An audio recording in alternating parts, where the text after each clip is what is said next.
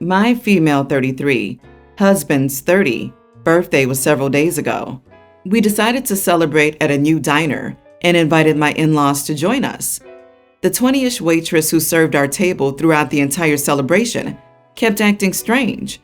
She didn't take her eyes off my husband and threw some inappropriate comments at him in front of us as she came and went.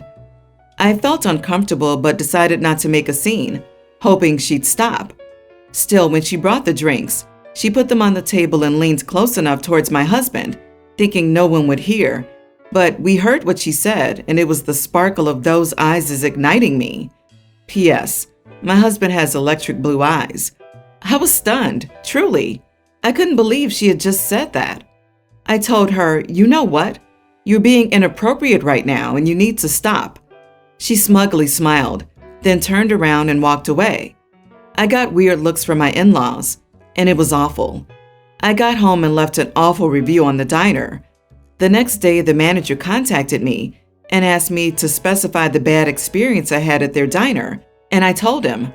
He then calls back and tells me their business is new and this kind of review might harm their reputation, then asks what it'd take for me to take it down. I tell him some consequences to the waitress. He calls back to tell me he just fired her. Still, before I take down the review, I'm contacted by the waitress on my social media, telling me that she didn't mean to cause disturbance and was just complimenting my husband's eyes. Still, I ruined her career and caused her to potentially lose her apartment and become homeless after getting fired from the diner and being unable to pay rent. I don't respond, but my in-laws point out that I overreacted, and this stuff happens too often at diners, and I just caused irreparable damage to this young lady's life over nothing. Also, mother-in-law said I must have done this because I felt jealous of the waitress. Am I the idiot? Edit. My review was left on the business's Facebook page. The manager contacted me via my phone number on my profile, but the waitress reached out via message. I don't know what everyone else is talking about. Not the idiot. Your eyes ignite me? Your eyes turn me on? It's harassment. Waiters need tips, but most know not to mess with married couples and families.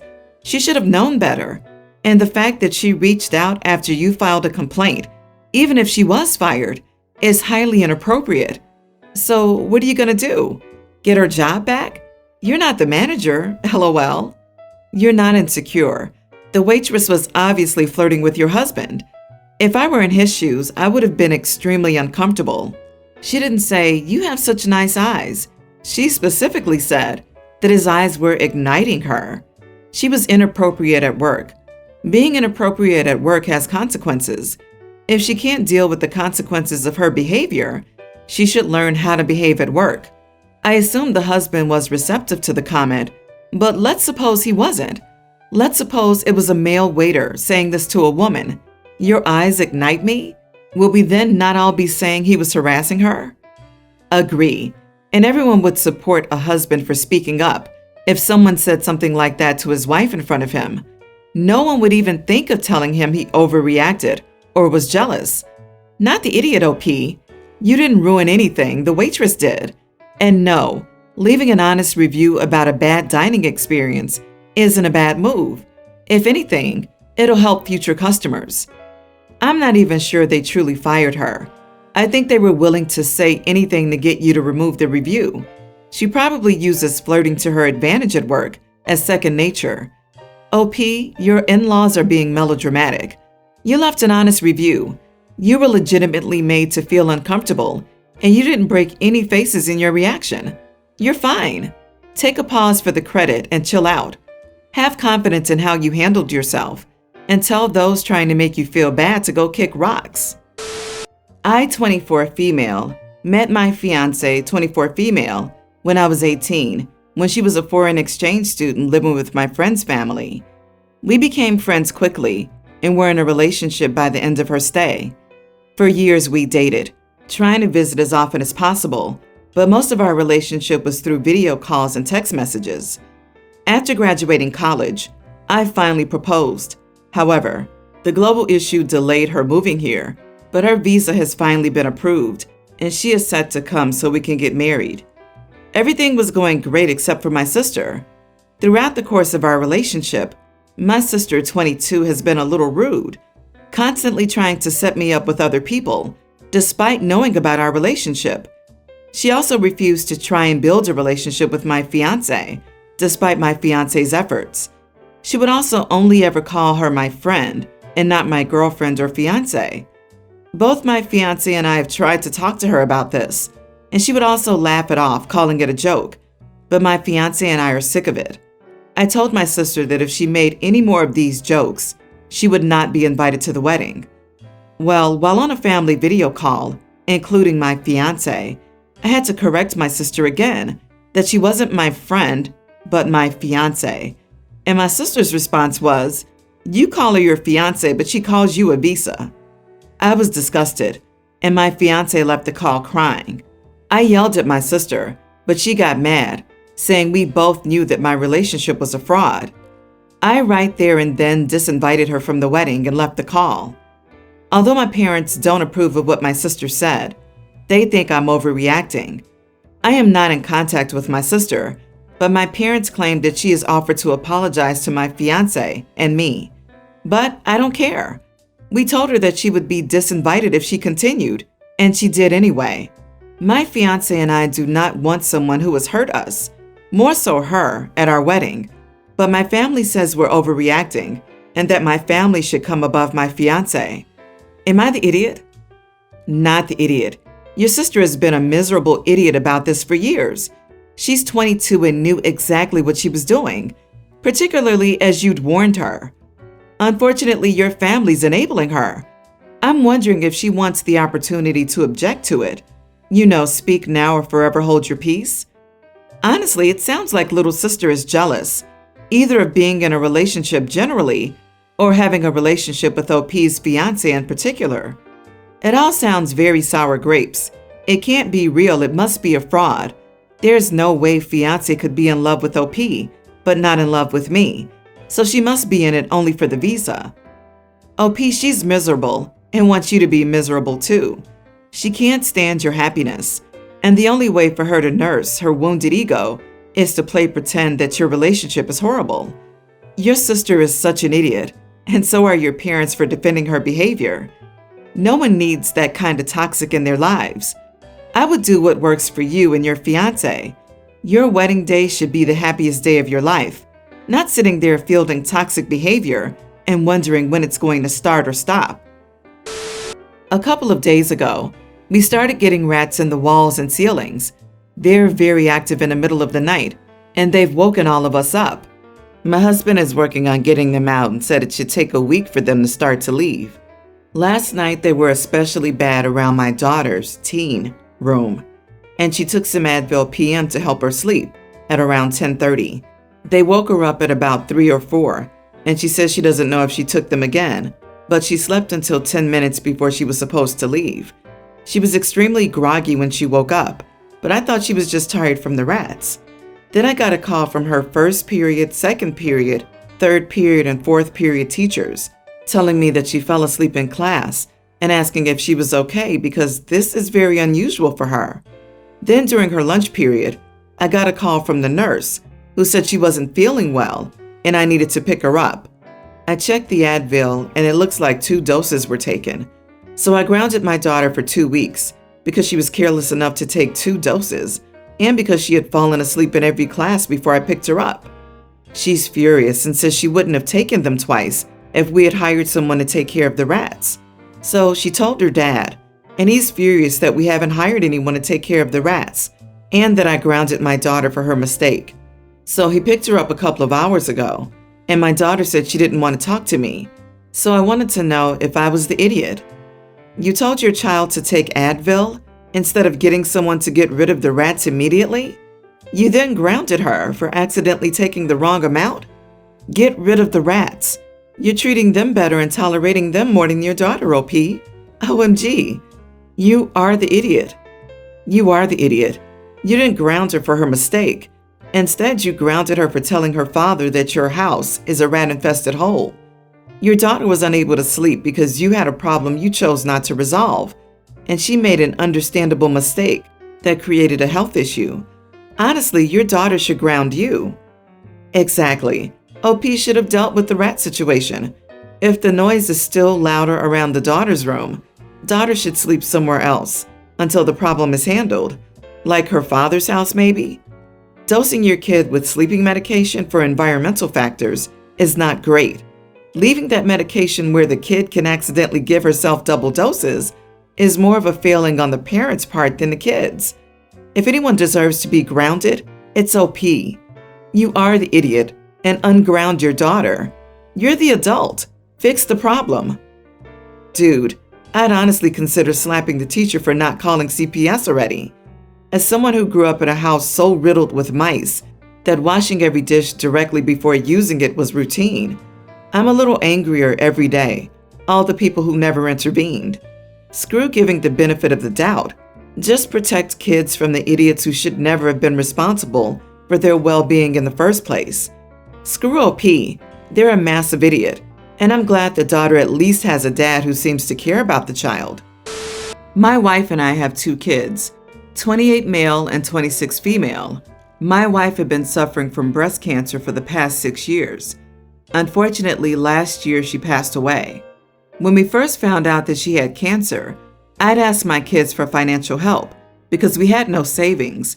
We had put all our money into our kids' education, and my pension wasn't enough to get treatment for my wife.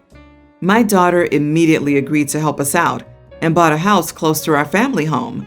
She had been taking care of all my wife's treatment expenses. My son, however, said that he had a new family now with his wife and that his wife wasn't comfortable with him taking on his mother's treatment expenses. She also wanted to move to the UK to start a family together. Nothing I said convinced him to stay back for his mother's sake, so I gave up. Even when my wife was dying, he refused to come, saying that his wife was all alone in the UK with the kids and he couldn't leave her alone there. So I asked him to bring the kids and his wife, but he said that his wife didn't want to be around our relatives. That had made me very angry because my wife has always stood up for my daughter-in-law, despite all the harsh comments from our relatives. And now his wife didn't want to even say a final goodbye to her? I didn't say anything more and left it at that.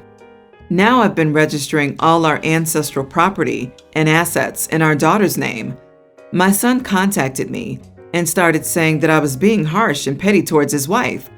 My daughter thinks I should just let the issue go and forgive them for what they did. Am I the idiot? Not the idiot. It's ultimately up to you to allocate property, resources, assets, etc. He decided for whatever reason and only now wants to reap the benefits. So maybe give your son a few mementos, but the lion's share to your daughter. And if she's so inclined to pass along whatever to her brother, so be it. Your daughter sounds like a lovely person. Not sure what happened to your son to make him so selfish. It sounds like his wife happened, and he has somehow survived without a spine. OP, you're rewarding your daughter for being there and helping you and your wife through a harrowing time. Also, there's also the aspect that daughter-in-law will tell your son to sell it off so they can use the money for something else. She cares nothing for your family or what you've worked towards, and your daughter does. You can forgive your son, but that doesn't mean you have to sign over land to him, and by extension, your daughter-in-law. Not the idiot. Tell your son that he gets the same consideration from you on your death that his mother got from him on hers, i.e., nothing. Alternatively, give your daughter the property in equal value to what she spent on your wife's treatment, then divide the remainder between them in your will. If you want to be the peacekeeper, number 1, tell both your son and daughter that you will think about it. Number 2, quietly make arrangements to leave everything to your daughter and detail in your will why that was done. Number 3, make sure you get a lawyer to advise on how to do things so that your son cannot contest the registration or will. I wouldn't be surprised if the son is giving the daughter a hard time about it too. I don't know. I just can't imagine being in her shoes and telling OP to forgive and forget how he treated mom. OP, your son and his wife didn't value your wife enough even to say goodbye, knowing she was battling cancer for so long. So leave them out of the inheritance and don't feel bad about it, just like they excluded your family from their life. My husband, 30, and I, 30, got married 2 weeks ago. We decided on a child-free wedding due to venue choice, food choice, alcohol, location, etc. We included this rule in every invitation, including the one sent to my husband's bestie, Leo, 35, who is a widower with 4 kids. Leo complained to my husband about the rule, but that is that. At the wedding, my husband said he worried his friend Leo might not come since I refused to let him bring his kids. But about almost an hour into the wedding, we started hearing noise from a distance. We see Leo standing there with his 4 kids dressed nicely. He was arguing with the staff about the kids not being allowed. I felt horrible because the staff was drilling that this was an adult-only wedding and the kids needed to leave. But Leo kept arguing and went as far as yelling out my husband's name, telling him to come tell the staff off since it's his wedding. I was so upset and embarrassed, but I kept my composure and went over to talk to Leo. I told him to either get the kids somewhere else and come back or just leave. He acted offended, saying this was his best friend's wedding and he was invited to it. I said I was sorry, but everybody follows the rule, and everybody should respect that. He argued that he wasn't just a random guest, but was family, but I said it still applies. I insisted he made his choice, but he doubled down, talking about how he couldn't find a babysitter and how he shouldn't have to miss his best friend's wedding. I had the staff escort him and his kids out after he kept pushing, which led to some of my husband's friends complaining, saying Leo had special circumstances because he's a widower. It's essentially my fault for not providing babysitting options for guests. The wedding went on after that, but my husband was angry. He said this is his best friend that I just caused to miss his wedding. He said Leo stopped answering his calls till today and responded to his messages because of what I did. Now my husband believes that I've just ruined his relationship with his friend when I could have just made an exception for him and the kids since they were there already. Am I the idiot? Edit. Just so you know, my husband was on board with this rule, but wanted me to make an exception for his friend and his friend only. My family and friends would have felt deeply hurt if I had said yes. Not the idiot in the least. The rule was well telegraphed in advance. Leo just showing up was an absolute idiot move. I'm concerned that given his reaction, perhaps your husband encouraged Leo to just show up without your knowledge. If that is true, he is also an idiot.